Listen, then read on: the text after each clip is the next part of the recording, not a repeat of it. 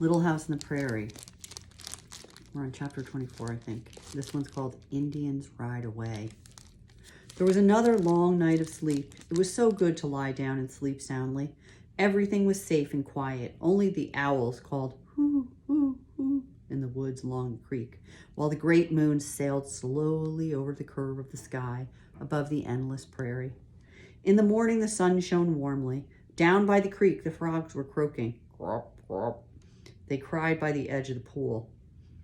Ever since Ma had told them what the frogs were saying, Mary and Laura thought they could hear their words plainly. Knee deep, better go round.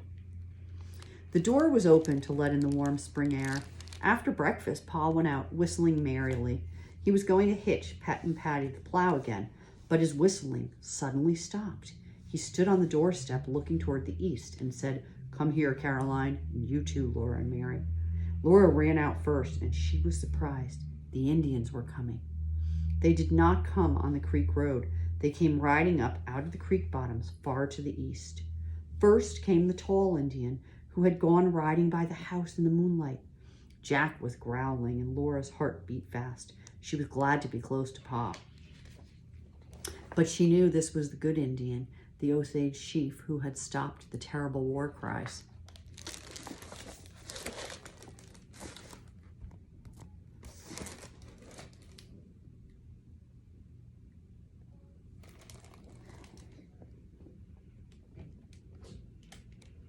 That's the chief. And I'm going to look for some information to post me.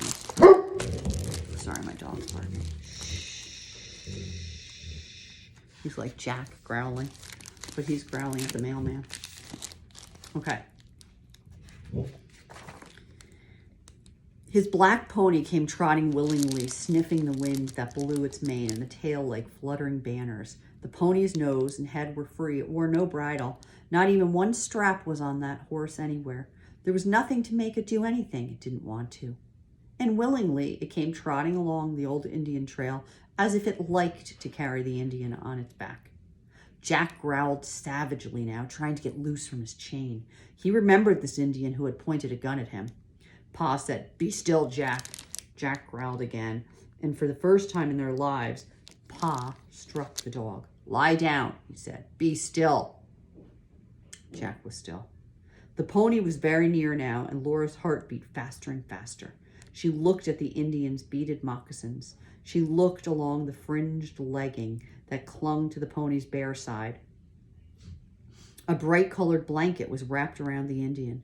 One bare brown-red arm carried a rifle lightly across the pony's shoulder. Then Laura looked up at the Indian's fierce, still brown face. It was proud. It was a proud, still face. No matter what happened, it would always be like that.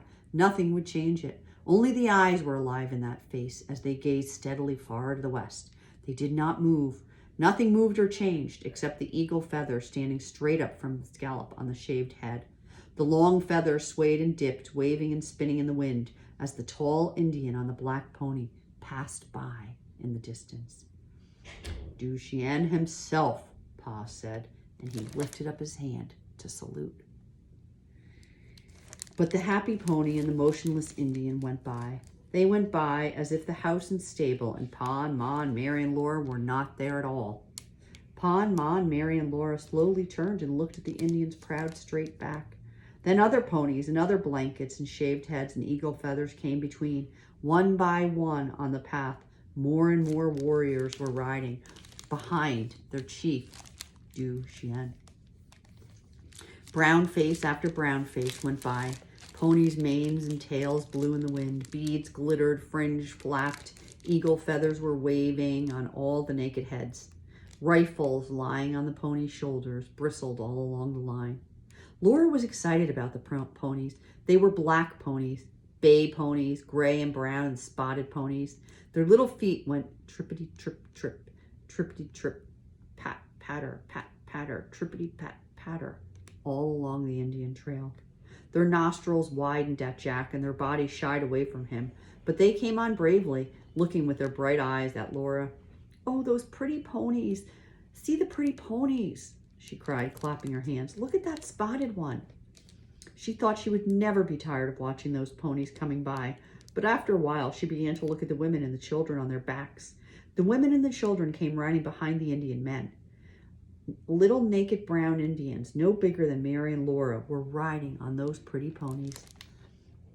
The ponies did not have to wear bridles or saddles, and the little Indians did not have to wear clothes. All their skin was out in the fresh air and sunshine. Their straight black hair blew in the wind, and their eyes sparkled with joy. They sat on their ponies stiff and still, like grown-up Indians. Laura looked and looked at the Indian children, and they looked at her. She had a naughty wish to be a little Indian girl. Of course, she did not really mean it. She only wanted to go bare naked in the wind and in the sunshine and ride on one of those little ponies. The Indian children's mothers were riding ponies too. Leather fringe dangled about their legs, and blankets were wrapped around their bodies, but the only thing on their heads was their black, smooth hair. Their faces were brown and peaceful. Some had narrow bundles tied on their backs, and tiny babies' heads stuck up out of those bundles. And some babies and some small children rode in baskets, hanging at the pony's sides beside their mothers.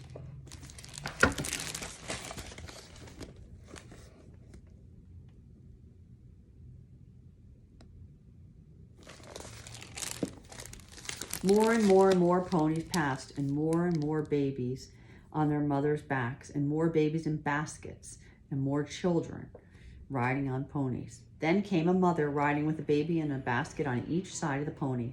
Laura looked straight into the bright eyes of the little baby. Only its small head showed above the basket's rim.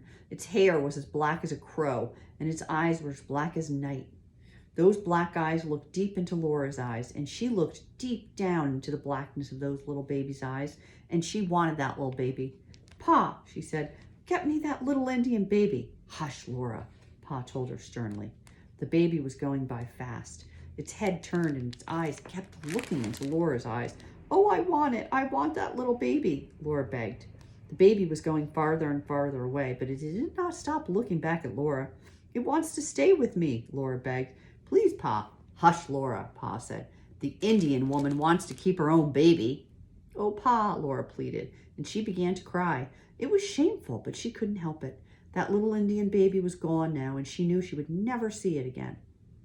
Ma said she had never heard of such a thing. "For shame, Laura. Why on earth do you want an Indian baby of all things?" Laura just cried. She could not say what she meant.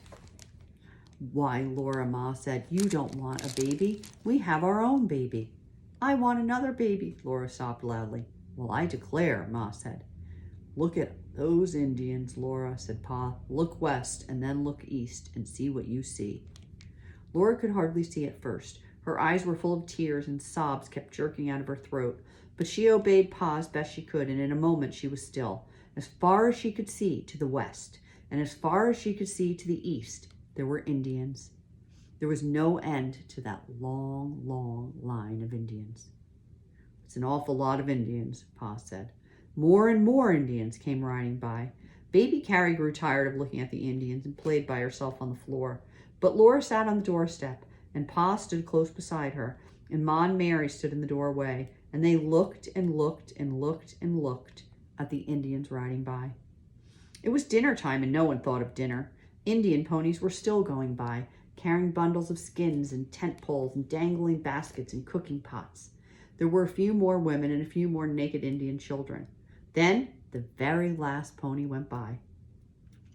But Pa and Ma and Laura and Mary still stayed in the doorway, still looking until that long, long line of Indians slowly pulled itself over the western edge of the world.